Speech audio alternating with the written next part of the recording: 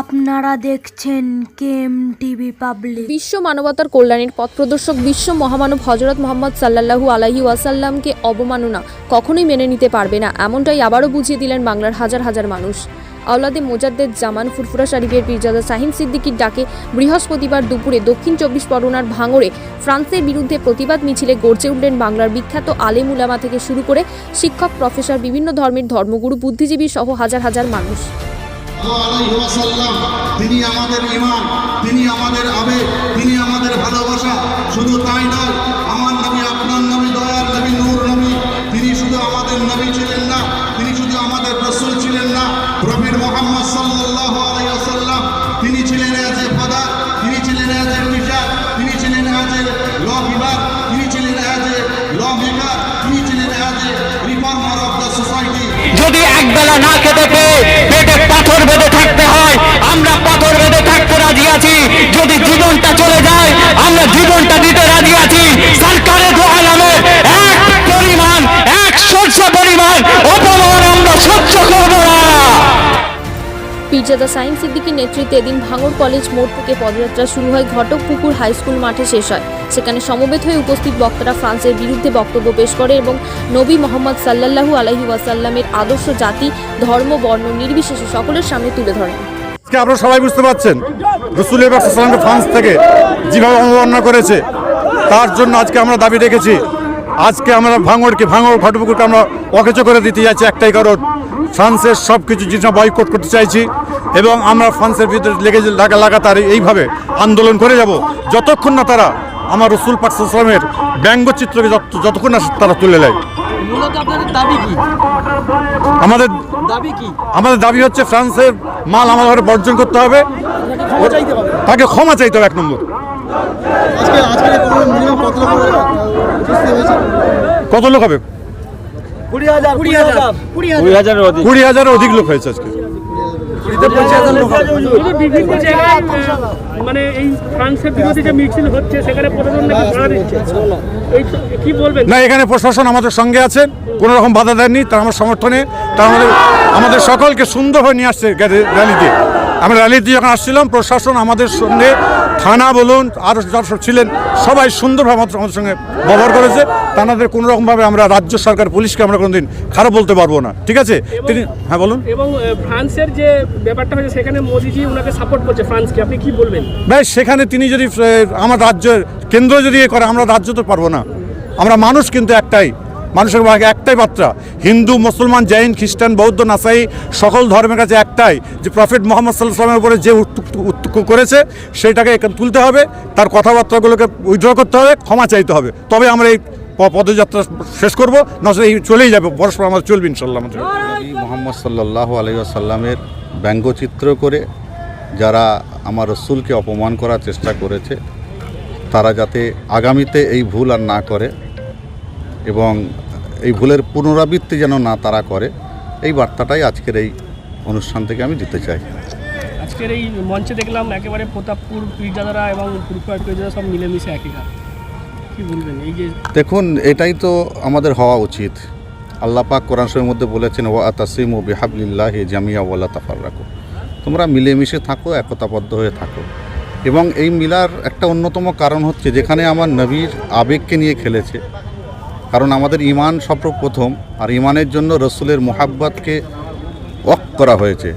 কাজেই সেই রসুলের অবমাননার জন্য সমস্ত চিন্তা ভাবনা সব কিছু ফেলে রেখে আমরা সকলে একত্রিত হয়েই আমরা রসুলের অবমাননার বিরুদ্ধে আমরা এই অনুষ্ঠান আজকে করেছি। মুসলিম বা সংখ্যালঘুদের উন্নয়নের জন্য কি ধর্মগুরু বা পীরজাদাদের রাজনীতি করতেই হবে? দেখুন, সেই বিতর্কিত প্রশ্ন। যে কোনো মানুষ রাজনীতি করতে পারে, কিন্তু ধর্মগুরুরা রাজনীতি যদি করে তাহলে বিজেপি রাজনীতি করতে দোষ কোথায়? বিজেপি তো ধর্ম নিয়েই রাজনীতি করে।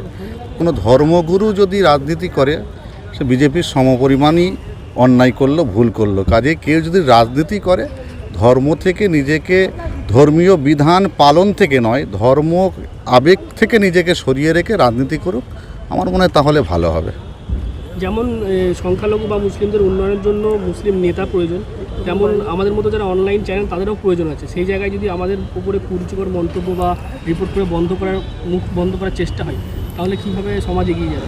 দেখুন, যারা আকাট মূর্খ, যাদের মধ্যে সেরকম কোনো জ্ঞান নেই, কোনো শিক্ষা নেই, তারাই এই ধরনের অনলাইন পোর্টালগুলোর ওপরে কুরুচিকর মন্তব্য করে।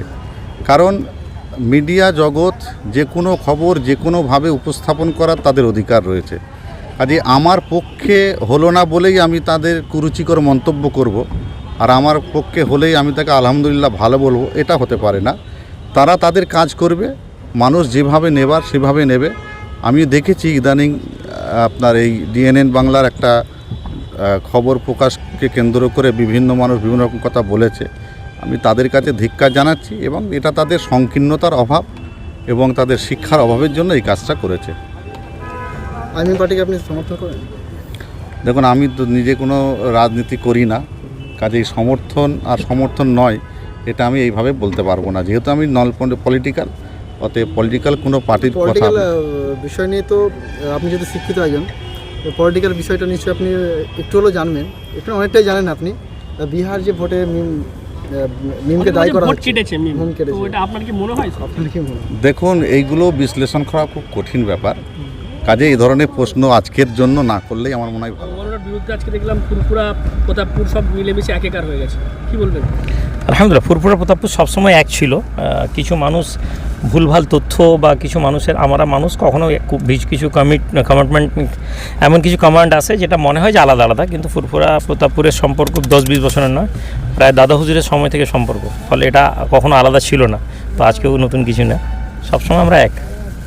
এবং ফ্রান্সের কথা বলতে গিয়ে আপনি দেখলাম বললেন যে যখন নবীকে অবমাননা করা হচ্ছে, তখন মানে নবীকে অবমাননার ফলে যদি কাউকে মার্ডার করা হচ্ছে, তখন বলা হচ্ছে যে কেন ওনার মানে এ করবেন না। তো সেক্ষেত্রে নবীকে অবমাননা যেটা বলছিলেন, আপনি কী বলুন ওই প্রসঙ্গটা নিয়ে? না, আমি ওটা আসলে, আমাকে একজন সাংবাদিক বলছিলেন যে আপনি বলছিলেন নবীকে অবমাননা করলে তাকে হত্যা করা যাবে, তার গলা কাটার অধিকার আমাদের আছে। অ্যাকচুয়ালি তার আগে যে কথাটা বলছিলাম সেটাকে সাথে এটা সংযুক্ত, যদি এটাকে আলাদা করে কোট করা হয় তাহলে এটা একটা অনেক ধরনের বড় কথা, বা মনে হবে যে এটা এক ধরনের হেড স্পিচ। বাট আমি যেটা বলছি চেয়েছিলাম যে আমরা এমন জায়গায় বাস করি যেখানে বিফ খাওয়ার নাম করে মানুষকে হত্যা করা হয়। ঘরে খাসির মাংস, তাকে নিয়ে গিয়ে গরুর মাংস বলে তাকে লিঞ্চিং করে মেরে দেওয়া হয়, রাস্তা দিয়ে যাওয়ার কারণে লিঞ্চিং করা হয়, এবং এদেরকে কোনো বিচার হয় না। তো যদি আমরা এই জায়গায় এরকম আইন থাকে যে গরুর মাংস খাওয়ার কারণে কাউকে হত্যা করা যায়, তাহলে সেখানে নবীর অবমাননা করার জন্য হত্যা করতে পারা যায়। কারণ কথা হচ্ছে, যখন আইন সবার জন্য বলবৎ না থাকবে, তখন দেশের ব্যালেন্সিং এবং দেশের সার্বভৌমত্ব নষ্ট হয়ে যায়। এই জন্য ভারতের যে ব্লাসফেমির যে অ্যাক্ট আছে, সেই অ্যাক্টকে গুরুত্ব দেওয়া প্রয়োজন আছে, যাতে আগামীতে কেউ না এরকম ধরনের অপরাধ করে। মূল কথাটা এটাই। ব্লাসফেমিটা কি একটু সংক্ষেপে বলে দিতেন? এটা হচ্ছে এক ধরনের বিষয় যেখান থেকে ফ্রান্স বা পৃথিবীর অ্যাডভান্স কান্ট্রি ইউরোপের মধ্যে আছে যে আপনি যে কোনো ধর্মের মানুষকে আপনি অসম্মান করতে পারেন, ধর্ম সম্পর্কে কটু কথা বলতে পারেন, এবং এটাকে আইন করে দেওয়া হয়েছে। নরওয়েতে এরকম আইন আছে যে প্রত্যেকের রাইট আছে অন্য ধর্মকে গালাগালি করার। একদিকে ফ্রিডম অফ স্পিচের নাম করে এটাকে তারা করে, অপরদিকে আবার মিডল ইস্টে, সৌদি আরব, কাতার, এরকম দেশগুলোতে আবার এদের পেনাল্টি হচ্ছে ডেথ। আপনি কোনো ধর্ম, সৌদি আরবে, কাতারে, মিডল ইস্টে অনেক দেশ আছে যেখানে এরকম ধরনের অপরাধ করলে তাকে হত্যা করা হবে। ঠিক আছে, ফলে একদিকে হত্যা করার মতন অপরাধ আছে, আবার একদিকে খুশি। ইন্ডিয়া গভর্নমেন্ট, এখানে আমাদের একটা আর্টিকেল আছে যেখানে আপনি এরকম ধরনের কোনো ধরনের কথা বললে সেই আর্টিকেল অনুযায়ী, আই থিঙ্ক 292 বা 295 অ্যাক্ট এর মধ্যে আছে যে সেখানে আপনি কি করতে পারেন, 3 বছরের জেল হতে পারে এবং জরিমানা হতে পারে। তো এই জায়গায় এইটাকে ব্লাসফেমি বলা হয়, এটা আমরা অনেকে জানি না। ফলে আমাদের একটা লিমিট অফ স্পিচ আছে যে কোথা পর্যন্ত আমরা বলতে পারি, এই জায়গাটাকে আমাদেরকে প্রত্যেককে জানতে হবে। মুসলিম বা সংখ্যালঘুদের উন্নয়নের জন্য কি মুসলিমদের যেমন ধর্মগুরু বা পীরজাদাদেরকে রাজনীতিতে নামতেই হবে? দেখুন, রাজনীতিতে একটা ভারতের এবং একটা বেঁচে থাকার অধিকার, এটা প্রত্যেকের রাজনৈতিক অধিকার আছে, ভোট দেওয়ার অধিকার আছে। তো পীরজাদা আলাদা আইডেন্টি করাটা একটা অনেক বড় অপরাধ, ধর্মীয় গুরু আইডেন্টি করা অনেক অপরাধ। আমরা যে কোনো মানুষকে আমরা এই কথা বলতে পারি যে আমাদের রাইট আছে, তিনি চোরও হতে পারেন, তিনি ক্রিমিনালও হতে পারেন, কিন্তু তাকে যদি আইন অনুমতি দেয় তিনি পলিটিক্স করতে পারেন। তো এখানে আলাদা আইডেন্টি করা ঠিক নয়। ভারতবর্ষ তথা পশ্চিমবঙ্গে আপনাদের অনেক অনুগামী আছে, তো 2021-এ আপনার কাগজ সমর্থন করার জন্য বলবেন নাকি? এটা এখন কথা চলছে। আমরা আমরা এটা সবসময় মাথায় রাখবো, এমন কোনো শক্তিকে আমরা উত্থান করব না বা এমন কোনো শক্তিকে আমরা সমর্থন করব না যারা ব্যালেন্সিং ডিস্টার্ব করে, ভারতের সার্বভৌমত্বের বিরোধিতা করে, ভারতবর্ষকে পিছিয়ে নিয়ে যাওয়ার কথা বলে। এরকম রাজনৈতিক দল ছাড়া যে কোনো রাজনৈতিক দলের সাথে আমাদের কথাবার্তা হতে পারে, সেটা এখন ফাইনাল নয়। সমর্থন করতেও পারেন, আবার নিজস্ব না, আমাদের তো আমরা অরাজনৈতিক সংগঠন, নিজস্ব প্রার্থী দেওয়ার তো কোনো প্রশ্নই আসে না। ভাইজান, সাংবাদিকদের উপর বিভিন্ন জায়গায় আক্রমণ হচ্ছে, কি বলবেন এটা নিয়ে? দেখুন, এটা হচ্ছে আজকের দিনে এই যে চ্যানেলগুলো আছে, আপনারাই তো সাংবাদিকতা করছেন, ফলে মানুষ মেন মিডিয়া দেখা ধীরে ধীরে কমিয়ে দিয়েছে।